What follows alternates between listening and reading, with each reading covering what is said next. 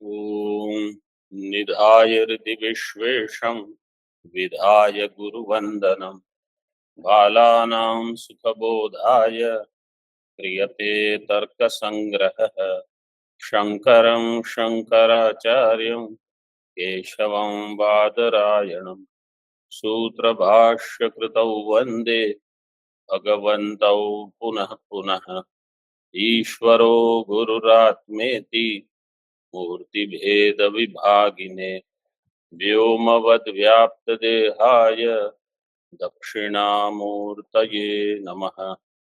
ओम शांति शांति शांति। किरणावली पृष्ठ क्रमांक 114। हेत्वाभास के लक्षण चल रहे हैं। सव्यभिचारो नैकांतिकः सत्रिविधः साधारणानुपसंहारि भेदात्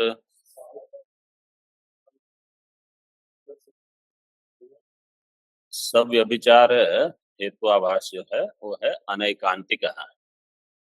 वो तीन प्रकार का है। त्रिविधा, साधारण, असाधारण और अनुपसंहारी। साधारण, असाधारण, अनुपसंहारी भेदा तीन प्रकार के दिए हैं।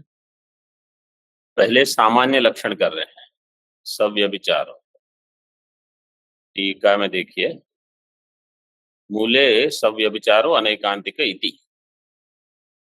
पहले अनैकांतिक शब्द का अर्थ बताते हैं। एकः साध्यमेव अंतः नियामकः। एकः साध्यम, एक साध्य। अंत का अर्थ है नियामकः। नियमस्य व्याप्त्यात्मकस्य निरूपको यस्य सः एकांतकः एकांतः स एव ऐकांतः। स्वार्थे ठक, ऐसे ऐकांतिक बताया। ऐकांतिक, फिर न ऐकांतिक इति अनैकांतिक।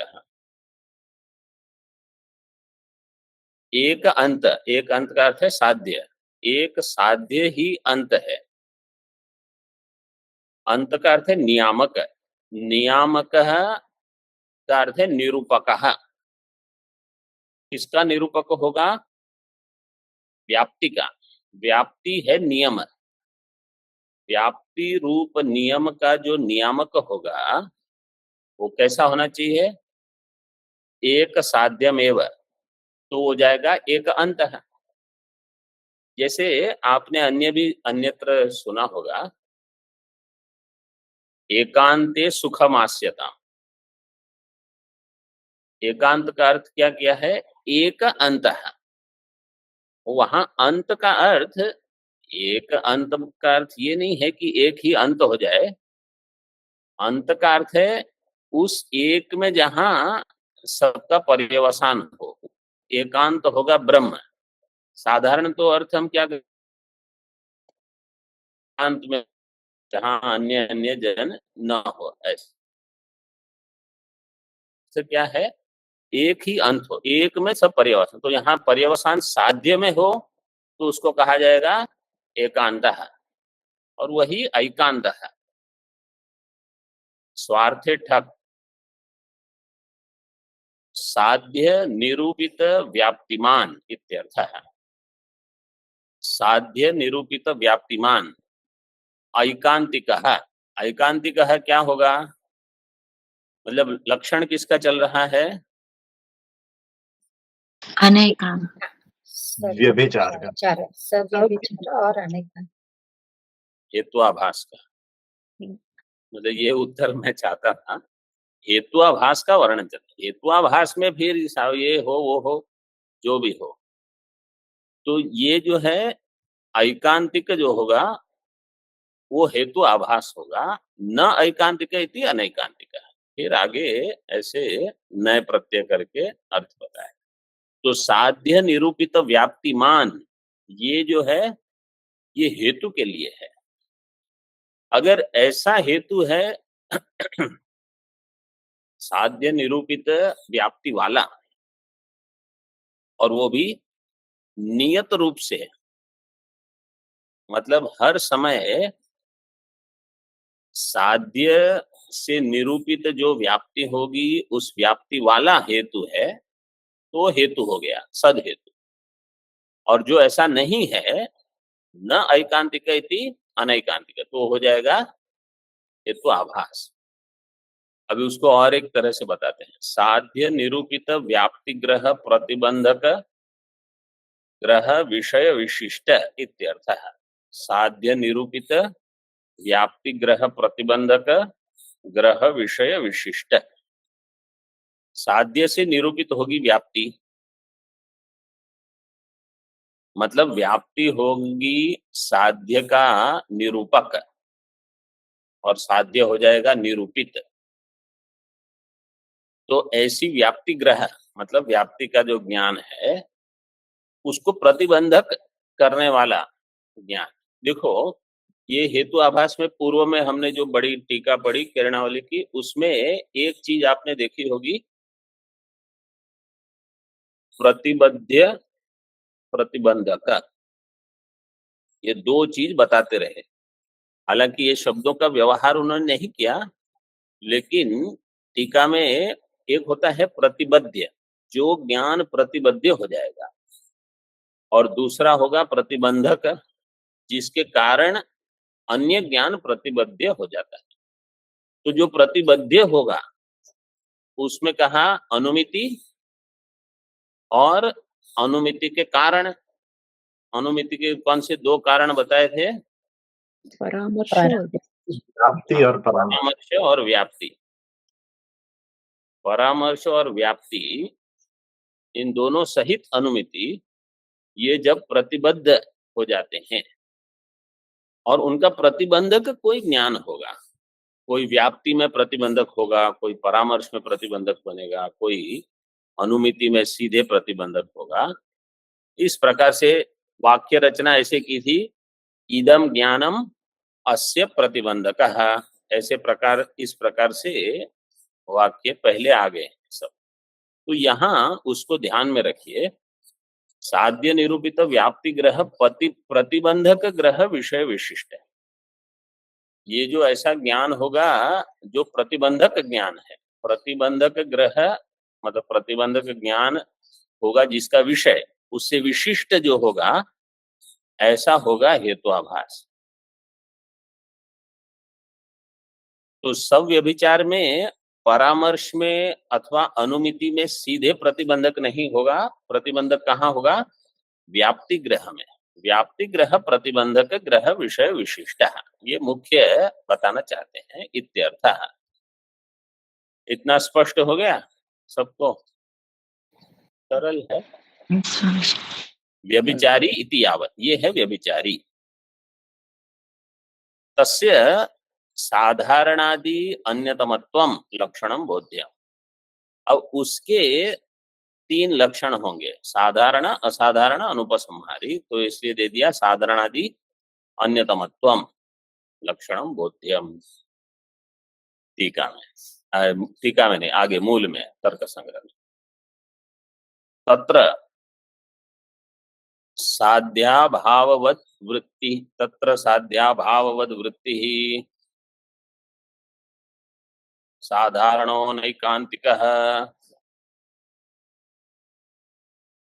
यथा पर्वतो वह्निमान् प्रमेयत्वादिति। प्रमेयत्वस्य वन्यभाववती हृदये विद्यमानत्वात्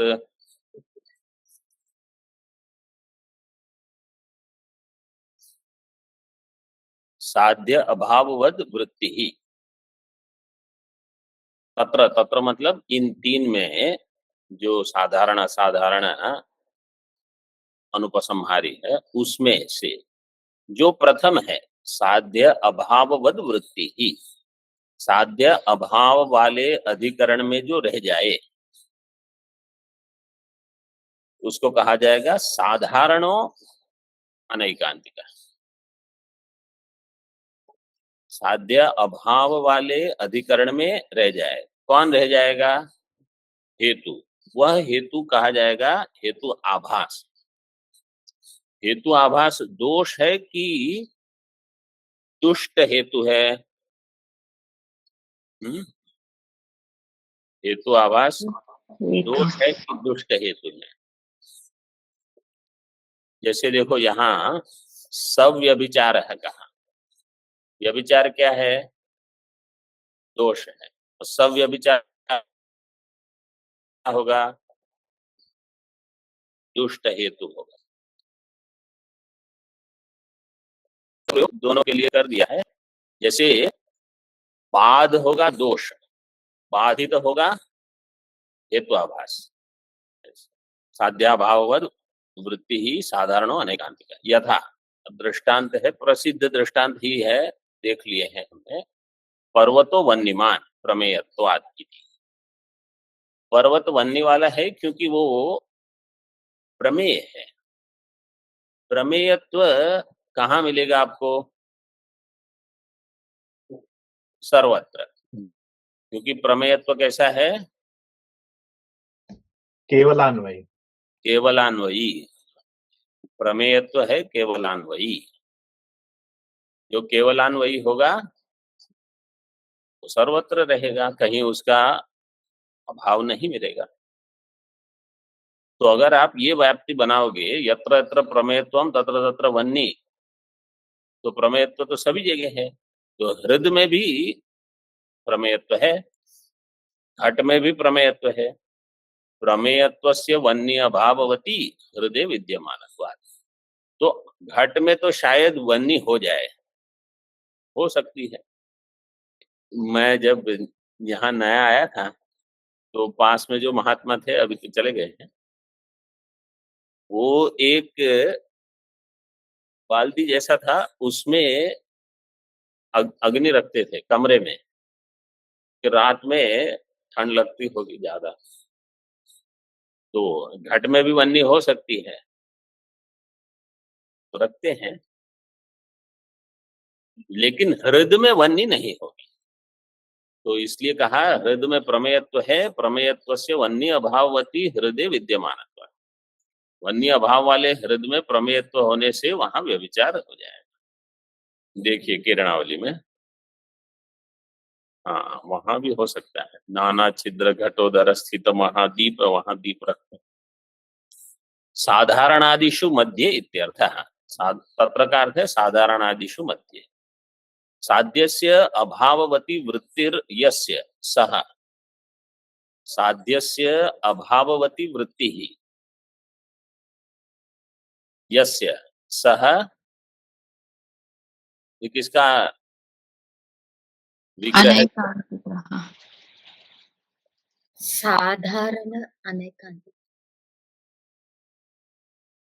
हेत्वाभासः।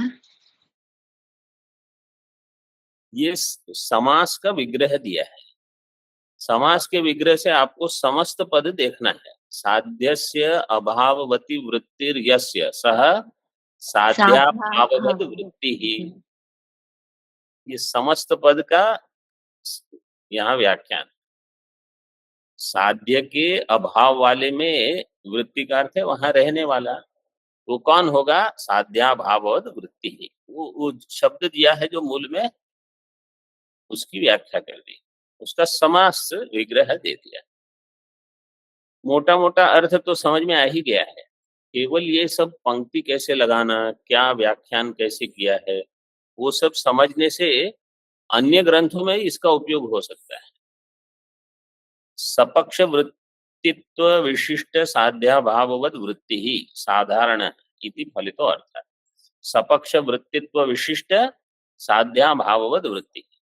सपक्ष सपक्ष वृत्तित्व विशिष्ट मतलब जो सपक्ष में है, सपक्ष में तो सपक्ष की परिभाषा क्या है? निश्चित साध्यवान सपक्ष। तो जहां वन्नी है, जैसे महानस, महानस में प्रमेयत्व तो है, तो जहां वन्नी निश्चित है वहां तो प्रमेयत्व है। सपक्ष में तो प्रमेयत्व वन्नी दोनों मिल जाएंगे। तो इसलिए सपक्ष वृत्तित्व विशिष्ट साध्य अभाववत, लेकिन ऐसा जहां सपक्ष वृत्ति में जो रहे, लेकिन अन्य कहीं जहां साध्य का अभाव हो वहां भी रह जाए ये हेतु प्रमेयत्व, उसको कहा जाएगा साधारण इति फलितो अर्थ है।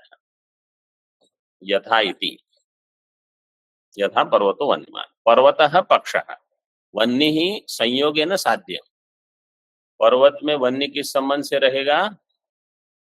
संयोग संबंध से दिया ही है, संयोगेन, केवल आपको ठीक से पढ़ना है, वहां अधिक बुद्धि की आवश्यकता नहीं है, केवल इतना हम समझ सकते हैं तो बहुत है। वन्य ही संयोगेन साध्य, स्वरूप संबंधेन प्रमा विषयत्वात्मकम प्रमेयत्वम हेतु।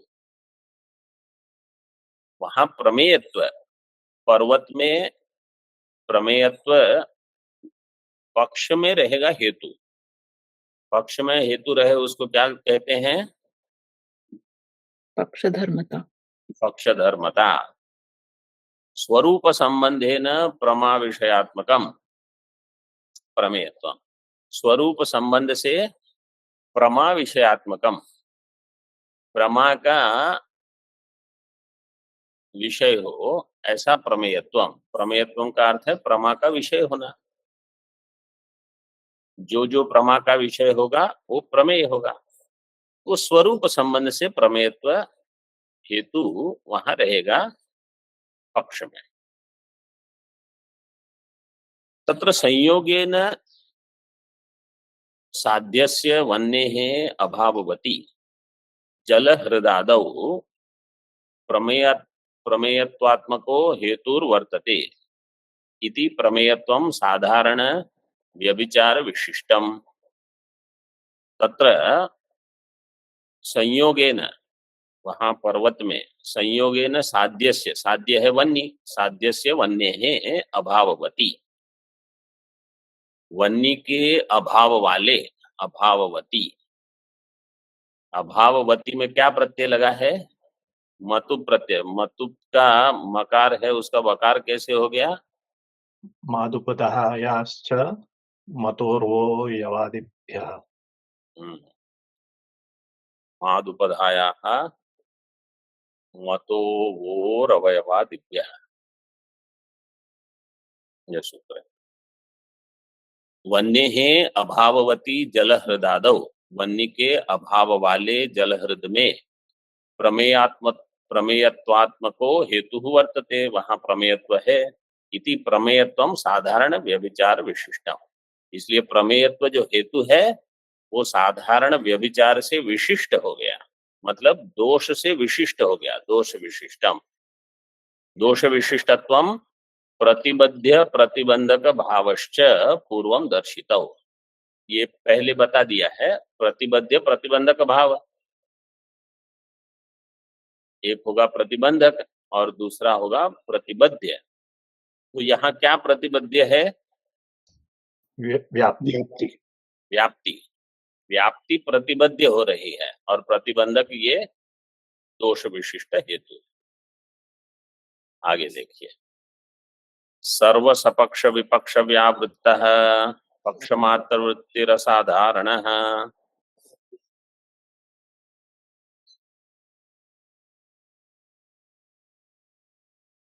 यथा शब्दो नित्यः शब्दत्वादिति,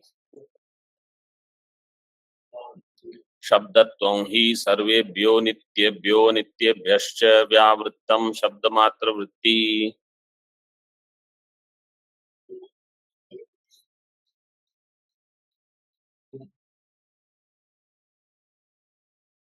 सर्व सपक्ष विपक्ष व्यावृत्त, और पक्ष मात्र वृत्ति, जो पक्ष मात्र में हो वो असाधारण है।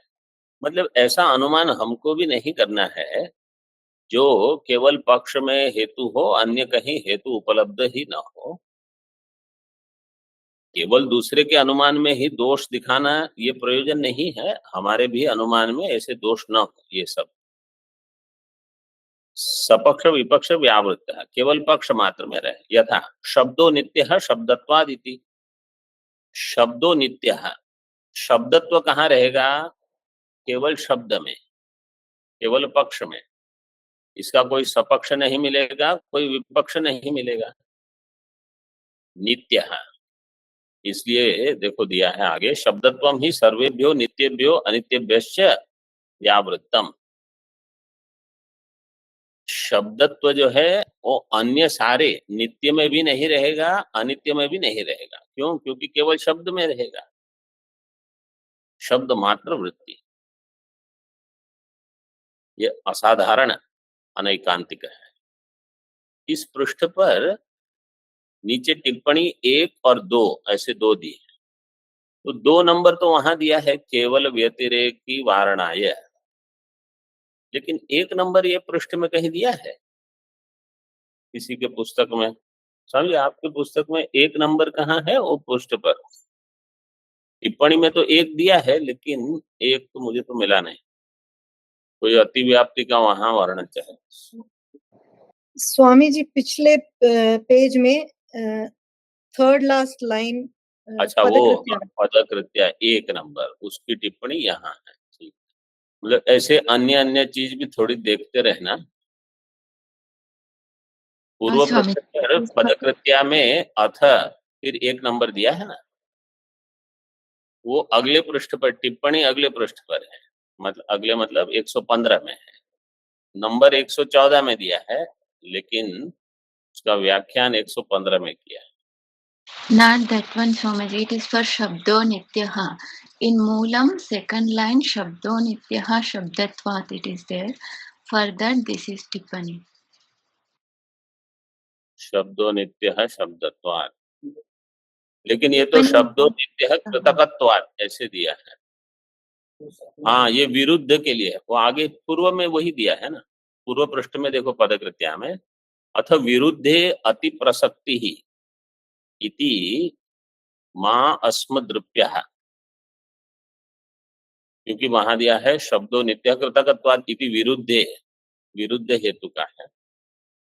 तो ये शब्दों पूर्व का ही है ये। ठीक है, एक समाधान हो गया।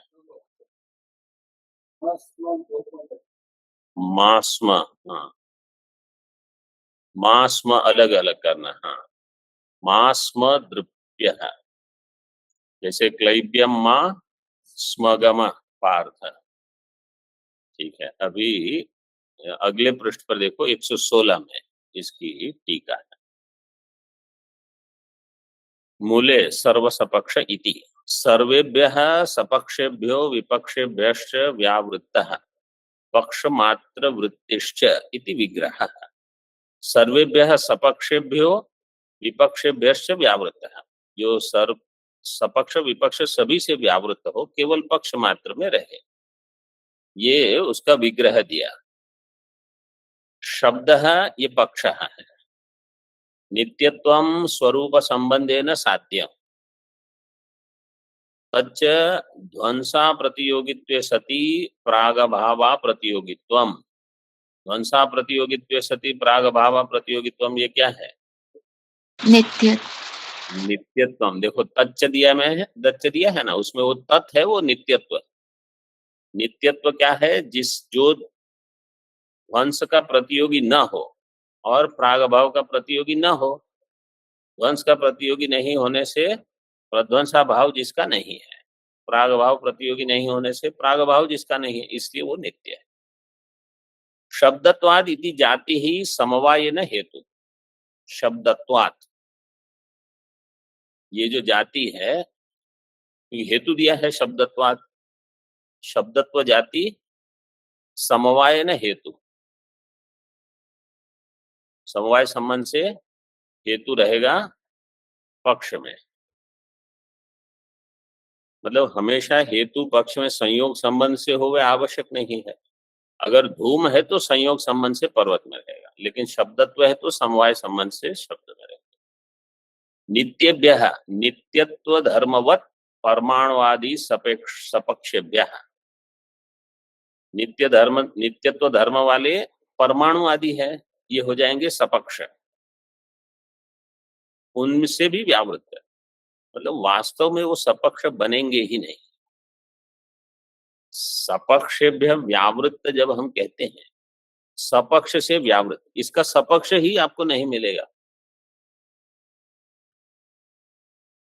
परमाणु आदि में अगर कहीं आपको शब्दत्व तो मिल गया, क्योंकि शब्दो नित्य है शब्दत्वात्, तो अगर कहीं सपक्ष मिल गया आपको तो सर्वेभ्य व्यावृत्त है, सर्व सपक्ष विपक्ष व्यावृत्त नहीं होगा वो। जिसको सपक्ष मान के व्यवहार होता है वहां पर भी, मतलब जहां नित्यत्व हो सकता है वहां भी आपको ये नहीं मिलेगा, क्योंकि परमाणु आदि में साध्य निश्चित है। साध्य क्या है? नित्यत्व। नित्यत्व परमाणु में निश्चित है। नित्यत्व धर्मवत परमाणुवादी सपक्षेभ्य, अनित्यभ्य का अर्थ है नित्यत्व अभाववत घटादि विपक्षेभ्य व्यावृत्त। परमाणु में भी आपको शब्दत्व नहीं मिलेगा, इसलिए परमाणु वास्तव में सपक्ष नहीं बनेंगे। निश्चित साध्यवान जब हम कहते हैं, मतलब वहां साध्य है, लेकिन किस हेतु का साध्य है? जब आप कहोगे साध्य है, तो साध्य किस हेतु का साध्य है? अगर आप कहो नित्यत्व, नित्यत्व तो है लेकिन शब्दत्व वहां नहीं है। ऐसे व्यावृत्तम तद अवृत्ति, व्यावृत्तम का अर्थ है तद अवृत्ति, शब्द मात्र वृत्ति, शब्दे पक्ष मात्रे वर्तते इत्यर्थ है, जो शब्द मात्र में रहे। आगे कल देखेंगे। ओम पूर्णमदः पूर्णमिदं पूर्णात् पूर्णमुदच्यते पूर्णस्य पूर्णमादाय पूर्णमेवावशिष्यते। ओम शांति शांति शांति। शंकरं शंकराचार्यं केशवं बादरायणं सूत्रभाष्यकृतौ वन्दे भगवन्तौ पुनः पुनः। ईश्वरो गुरुरात्मेति मूर्तिभेदविभागिने व्योमवद्व्याप्तदेहाय दक्षिणामूर्तये नमः। ओम शांति शांति शांति।